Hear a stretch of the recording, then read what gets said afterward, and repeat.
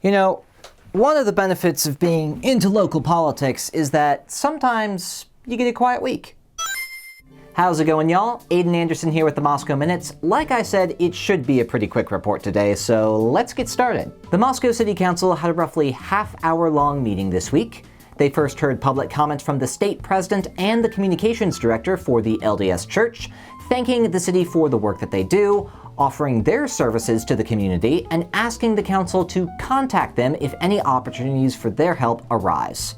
This was followed by the annual report from the Planning and Zoning Commission, in which they reviewed the ordinances they worked on this past year, including ordinances related to self-storage facilities and buffer yards.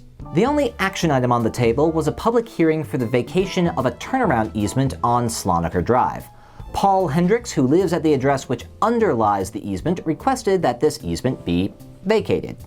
A developer in the area was initially required to construct a turnaround in this location due to fire code, and thus needed a turnaround easement. As the road has since been extended due to the Woodbury subdivision, the turnaround was no longer needed and has been deconstructed. This is an example of the city tying up loose ends in the wake of a completed construction project, but they still have to abide by state requirements when it comes to procedure. Thus, the public hearing was held, and hearing no commentary from the public, it was then closed. The council voted to approve the easement vacation unanimously. The county commissioners seemed to have a pretty quiet week as well. A highlight from their meetings was a discussion with county staff about office space.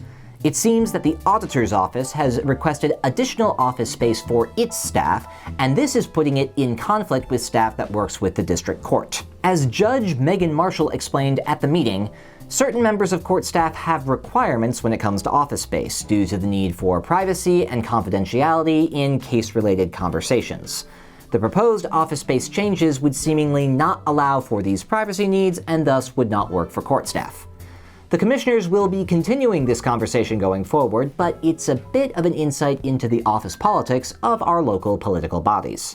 That's all I've got for the meetings this week, but those aren't the only things going on. This weekend, our state representatives will be present in the Moscow Chamber of Commerce for a legislative coffee, where they will answer questions from constituents and provide updates on the current legislative session. If you've got time Saturday morning, I'd encourage you to attend. And hey, at least there'll be coffee. As always, we'll have the relevant links posted with this video, and if you have any questions, please reach out. I'm Aiden Anderson with the Moscow Minutes. We'll see you next time.